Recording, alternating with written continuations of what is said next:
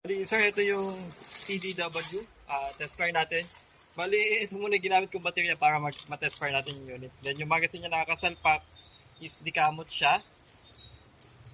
Then, ito yung naka-fault. So, ayan siya. Itsura niya sir kapag hindi siya naka-fault. So, i-test fire natin. Semi-auto.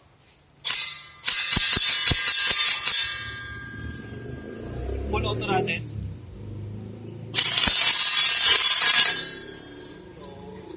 Subukan pa natin ibang magazine para mas makita nyo sir yung itsura niya. So, ikakabit nyo muna tong adapter niya kung gagamit ka ng maikling magazine sir. So, adapter muna. Tapos, gamit tayo. Ito sir, hindi mo na kailangan kamutin to. Hindi siya dikamot, no? Yan. So, semi-auto. Ganito na itsura niya sir.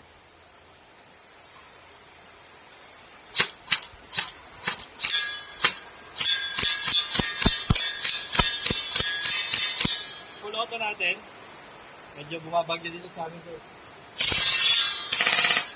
Yan, so, ubus na siya. So dito, pag release mo, sasabay itong adapter. Ayan siya sir. Ngayon, gamitin natin ito isa niya pang set ng magazine. So adapter muna ulit. Tapos ito isa pang set ng magazine.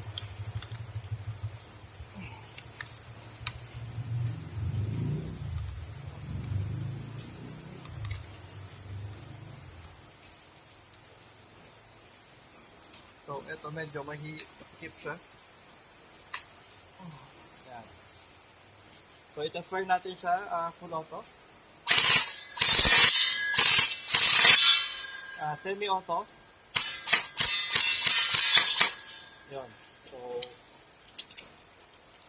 ganun siya sir. So, ito yung adapter niyang kasama. Pero mas gwapo to sir kapag naka-M4 na magazine. Mas, sa akin mas bagay sa kanya. Thank you.